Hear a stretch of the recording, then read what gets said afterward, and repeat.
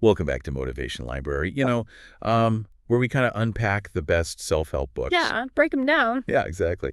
And today, we're diving deep into a book Oh, this is going to be fun. with a pretty interesting title, I think you'd say. Yeah, a little bit provocative. The Subtle Art of Not Giving a Feck by Mark Manson. It certainly grabs your attention. Yeah, it does. Yeah. And I'm curious to see if the content lives up to the title. I think it does. It's kind of a counterintuitive approach to a good life, you know? Right. And I think a lot of self-help books are kind of like, telling us to chase happiness. Stay positive all the time. Yeah, and all this stuff. And this book kind of challenges that and Yeah, says... what if all that's actually making us miserable? Yeah. Right. Yeah, and so that's what's kind of fascinating to me. I think so. And one of the things that he talks about that's so interesting is that pursuit of positivity can actually trap us in what he calls the feedback loop from hell. So just imagine you're scrolling through your social media feed, right? And you're just bombarded with these images of seemingly perfect lives. Vacations in Bali, six-pack abs. Promotions, perfect families. Everybody's got it all figured out. Yeah, it makes you feel like you're failing at life. Right. And it's brutal. Yeah. That comparison game is brutal. And Manson's saying, that constantly chasing happiness just sets us up for disappointment. Right. Because it creates this expectation that we should be happy. All the time. All the time, yeah. Which is not realistic. Yeah. And I love how he kind of compares it to, like, our grandparents' generation. Yeah. Where, they didn't have this pressure to, like, pretend everything was sunshine and roses. They would just accept having a bad day and move on. And he says, ugh, I feel like cow turd today. That's great. Oh, well, back to shoveling hay. Exactly. Just that acceptance that it's okay not to be okay can be incredibly liberating. So true. And it allows us to embrace, all of the human experience. You know, the whole spectrum. Not just the good stuff. So that leads us to this really intriguing idea that he talks about called the backwards law. Oh, yeah. And have you ever noticed how sometimes, the less you care about something, the more likely you are to succeed? Absolutely. It's paradoxical. Yeah. It's like this weird... But it happens all the time. Reverse psychology thing. Think about, the classic scenario. You finally stop obsessing over finding a partner. Yeah. You start focusing on your own goals and passions, and all of a sudden... Bam. Love appears out of nowhere. Yeah. Or like a work project. Yeah. Sometimes the person who seems least invested... Totally. ends up getting all the credit. Right. While the person who's stressing over every little detail gets overlooked. Stressing and overthinking it. Yeah. Yeah. And it's like... So his point is that when we release that desperate need for a specific outcome, we create space for things to just unfold more naturally. It's not about being indifferent, but it's more about shifting our focus from chasing external validation to pursuing what truly matters to us. So, okay, so if it's not about chasing happiness, then what is the key to living a good life? Well, he argues that it's not about avoiding problems altogether. Yeah. It's about choosing your struggle wisely. Okay. Because life is inherently about solving problems. Yeah. The rich, the poor, everyone faces challenges, right? Right, yeah. The key is to find problems that are meaningful to you. Okay. Problems that you're actually willing to wrestle with. Yeah. And he illustrates this with a great story about this sheltered prince who's living this life of luxury.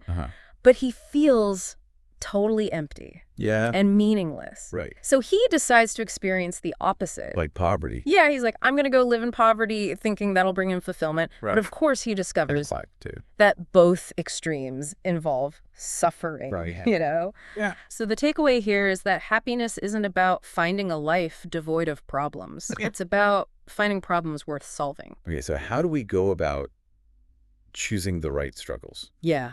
Because it's easy to get caught up in chasing things we think will make us happy. Right. Only to find that the satisfaction is so fleeting. Yeah. And this is where he introduces this concept of the hedonic treadmill. The hedonic treadmill. Okay. That ultimately don't matter. You're just going to end up exhausted and unfulfilled. So he calls those shitty values. Yes, he does. I love that. It's so blunt. It's so good. So can you give me some examples of what are some of those shitty values that we might be chasing that are actually making us miserable? He mentions a few, always needing to be right. Okay. Seeking constant pleasure. Prioritizing approval from others. Yeah. or even that relentless pursuit of positivity we talked about. Yeah, it's so easy to get caught up in that stuff. It is, especially in a culture that really glorifies those things. Yeah. So he challenges us to ask ourselves this question. What's that? What pain are you willing to sustain? Oh. And it forces you to think about what truly matters. Yeah. Because if you're not willing to endure some discomfort, to struggle for something meaningful, then you're probably settling for a life that's ultimately not going to fulfill you. So we need to figure out our values. Yeah. And then actively choose to struggle for things. Right. That align with those values. Exactly. And that process starts with a healthy dose of self-awareness. Okay. And this is where his analogy of the self-awareness onion comes in. The self-awareness onion. Okay, the more layers you peel back, the more you might cry. Because you're confronting some, uncomfortable truths about yourself. Exactly. That's the thing about real self-awareness. Yeah. It's not always pleasant. Right. It's about acknowledging our blind spots. Yeah. Our biases. Right. The ways in which we might be sabotaging our own happiness. Yeah. I mean, he uses a pretty stark example of this in the book. Yeah. The story of the author Meredith Marin. Yes. Who falsely accused her father of abuse. Right, and it was all kind of tied into her existing beliefs and the controversial therapy practices of the time. Yeah, it's a crazy story. It's a cautionary tale about how powerful our beliefs are in shaping our reality. Yeah. And how those beliefs can sometimes lead us down some pretty dangerous paths. Totally. So, okay, we're peeling back the layers of the onion. We're getting more self-aware. We're choosing our struggles. Yes. But what happens when we hit a wall? Yeah. When fear starts to creep in. Because, let's be honest, growth can be scary. Absolutely. And that's where his law of avoidance comes into play. The law of avoidance. Which basically states that the more something threatens our identity, the more likely we are to avoid it. Oh, wow. Even if it could improve our lives. I see this all the time. Like, I have a friend who always dreamed of being like a professional artist, but he was just terrified to put his work out there. Oh, yeah. He was so afraid of failing that he just never even tried. Right. His fear of rejection was totally controlling his life. It's a classic case of how fear can keep us trapped in this comfortable mediocrity. Right, yeah. We avoid the things that could truly bring us fulfillment because they also have the potential to hurt us. Yeah. Right. So it's about confronting that fear and recognizing that rejection and failure and discomfort, they're all part of the process. They are a part of growth. Yeah. Absolutely. Okay, so we're talking about the power of rejection. Yes. But how does saying no actually help us choose the right struggles and live a more fulfilling life? Well, saying no is about setting healthy boundaries. Okay. Both with ourselves and with others. Yeah. It's about prioritizing what truly matters and letting go of the things that drain our energy or don't align with our values. It's funny how we're often told to say yes to opportunities. Right. To be open to new experiences. Yeah, say yes to everything. But I'm starting to realize that saying no can be just as powerful. Absolutely. If not more so. Manson argues that constantly saying yes to please others can lead to a life that feels scattered and meaningless. Right. Like we're living on autopilot, just reacting to everyone else's demands instead of pursuing our own path. And that can be especially true in relationships. Yeah, absolutely. He has some pretty insightful and sometimes controversial thoughts on how our cultural obsession with romantic love can actually lead us astray. Right. He even goes so far as to compare it to a cocaine addiction. Wow. That's a pretty bold statement. It is, but if you think about it, there are some interesting parallels. Yeah.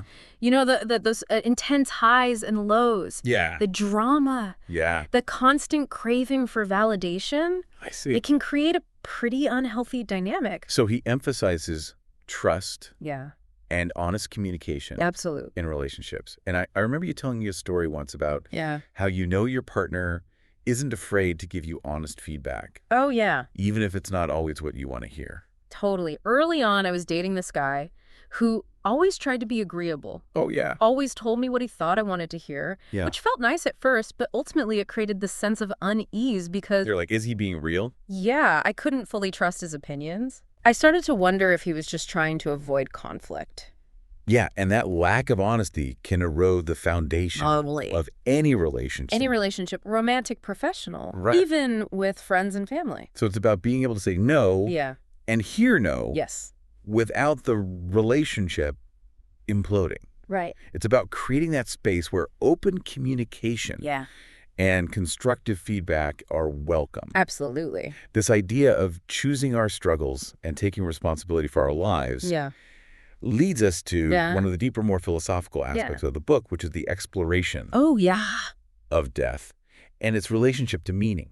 Deep stuff. So this is where he delves into the work of Ernest Ucker, who wrote The Denial of Death. Love that book. I know it sounds pretty heavy, but it's incredibly insightful. It is. And so Becker argues that our awareness of mortality is a driving force behind our search for meaning. Right. We create these immortality projects. Immortality projects. Legacies, achievements, anything to feel like. Yeah. Our lives matter beyond our physical existence. It's like we're trying to leave a mark on the world, prove that we were here. Exactly. That our lives had significance. Yeah. But Becker and later Manson suggest that these immortality projects can actually become a source of suffering. Oh, interesting. I remember a time when I was completely consumed by my work. Yeah. I was striving for success recognition, that feeling of making a dent in the universe. Yeah, we all go through that. But I was also exhausted, stressed, and constantly worried about what other people thought. What other people thought. Yeah, and it's like that's the trap. It is. When we tie our self-worth to these external achievements, we become slaves to them. Totally. And Manson talks about his own experience standing at the edge of a cliff. Oh, wow. Literally contemplating his own mortality. That's intense. He describes it as a terrifying experience, but also incredibly liberating. And it forced him to confront his fears and reevaluate what truly mattered. Wow. And in that moment of facing his own finitude, he found this deeper sense of clarity and purpose. Wow. That's powerful. It's a reminder that death isn't something to fear, but rather a reality to embrace. Okay. And once we accept our own mortality, we're free to choose values that are truly meaningful. Right. Not just those that feed our ego or our desire for immortality. So true. It's a perspective that can be both humbling and empowering. Absolutely. It allows us to detach from the need to control everything and find peace in the impermanence of life. So true. Now, if you're like me, you might be thinking, okay, this all sounds great in theory. Yeah. But how do I actually put these ideas into practice? Right. It's one thing to intellectually understand a concept. Yeah. But actually changing our behavior can be a whole different beast. That's where the rubber meets the road, right? Yeah. And he's very clear about this. Okay. There is no magic formula. No easy step-by-step process. Got it. He compares it to these frustrating VCR questions. VCR questions. Like, how do I get a job? How do I ask someone out? Right. The answer seems so obvious. To everyone except the person asking. To everyone except the person struggling. With the question. Yeah. With the question, right. Because the real issue isn't the lack of information. Right. It's the fear, the discomfort, the emotional baggage that's preventing us from taking action. Yeah, I remember when I was first starting my business, I was so overwhelmed with all the things I should be doing. Right. Building a website, creating content networking. I should be doing all these things. I was paralyzed by fear of failure. So what helped you overcome that inertia? I stumbled upon this quote by Anne Lamott.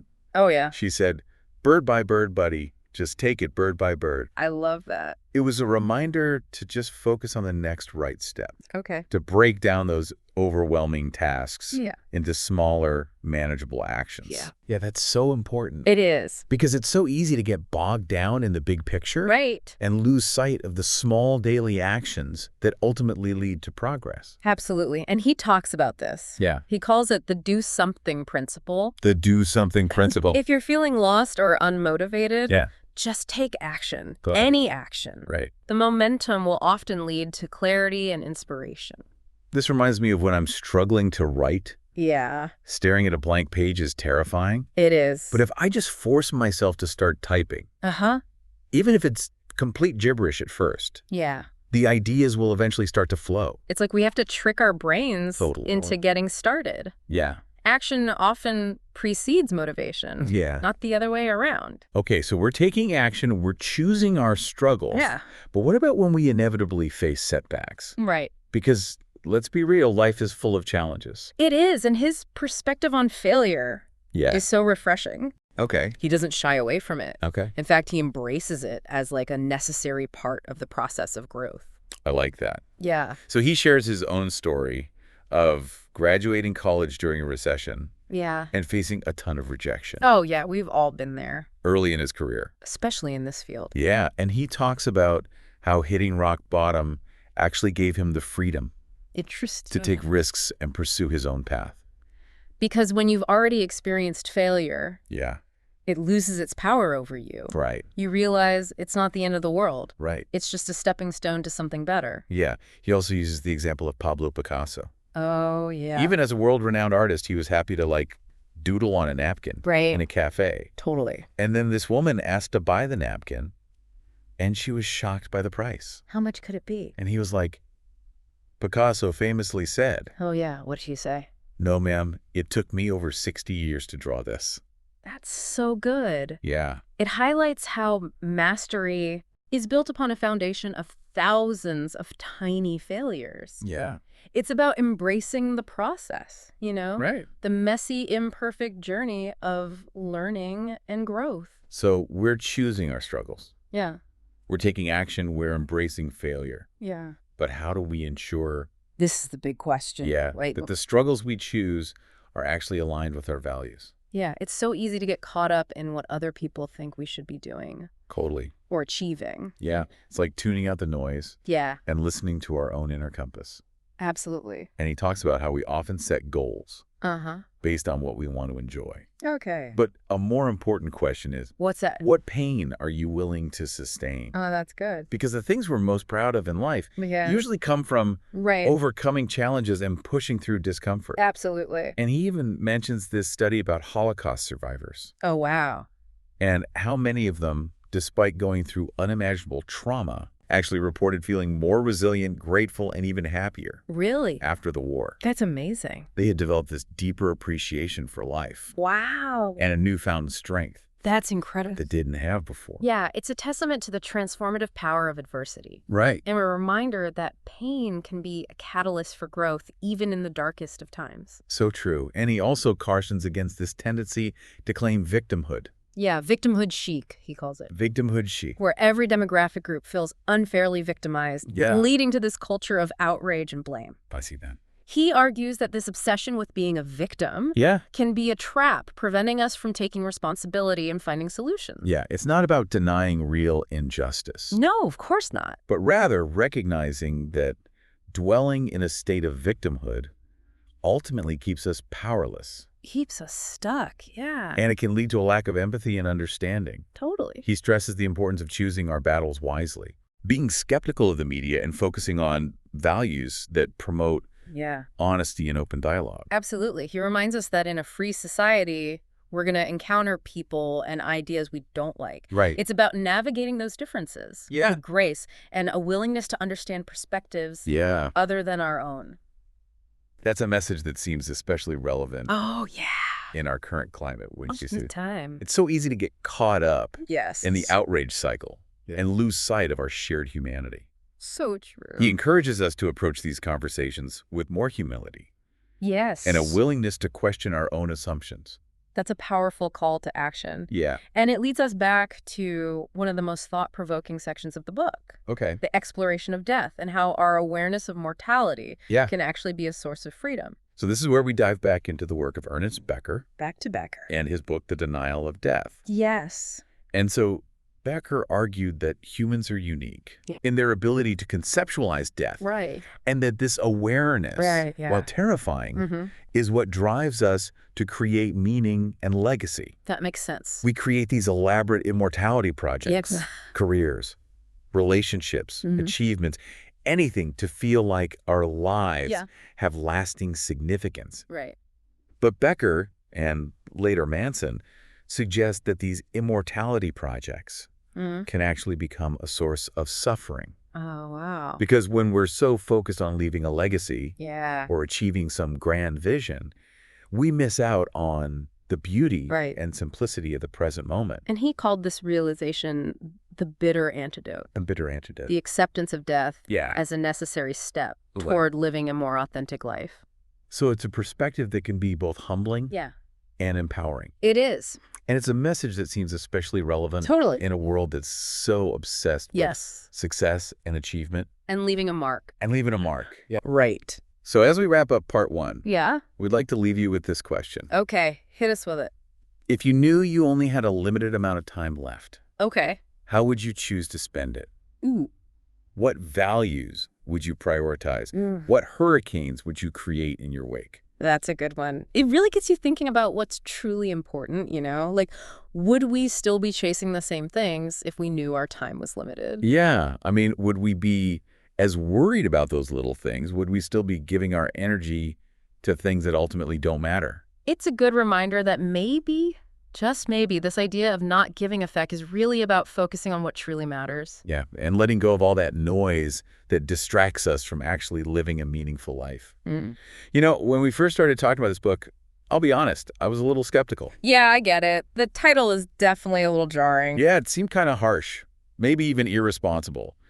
But I'm starting to see the wisdom in Manson's message. Right. It's not about becoming this uncaring, cold person. Right. It's not about not caring at all. It's more about choosing what to care about. Exactly. It's about being more intentional with our energy and attention. It's about figuring out what our values are and then actually living in alignment with them. Even when it's hard. Right. Especially when it's hard. Because let's face it, life can be messy, unpredictable. Oh, absolutely. And Manson's point is that sometimes the best way to deal with that is to kind of loosen up a bit. Yeah, to let go of the need to control every little thing. And to embrace those imperfections. Yeah, be honest with ourselves about our flaws and insecurities. Because, it's in those moments where we let our guard down, those vulnerable moments. Yeah, where we show our cracks. Exactly. That's where we really connect with ourselves and with others. And that brings us back to that idea of self-awareness, peeling back those layers of the onion. Even if it makes us cry. Right. Because sometimes it's going to sting a little. But it's through that process of confronting those shadow parts of ourselves. Our blind spots. Exactly. That's how we can ultimately find greater peace and fulfillment. It's about taking responsibility. For our own lives, yeah. Our choices. Yeah. Our reactions. We can't always control what happens to us, but we can control how we respond to it. That's a huge one, right? Choosing our response. And I love how Manson reminds us that we're not entitled to a life free of problems or pain. Right. It's almost like those challenges are what help us grow. Yeah. And it goes back to that idea of choosing the right struggles. Choosing struggles that push us to be better versions of ourselves. Struggles that are aligned with our values. And that means letting go of that need to control everything. Accepting that uncertainty is just part of the deal. And finding a way to enjoy that messy, unpredictable ride. And recognizing that, death isn't the end. It's just a natural part of the whole cycle. So we use that awareness of our own mortality to fuel our passions, to live more fully in the present moment, to create something that reflects who we truly are. A legacy, yeah. Okay, so we've talked about choosing our struggles, taking responsibility, embracing our imperfections. But how do we actually start to make those changes? Right. How do we translate all this into action?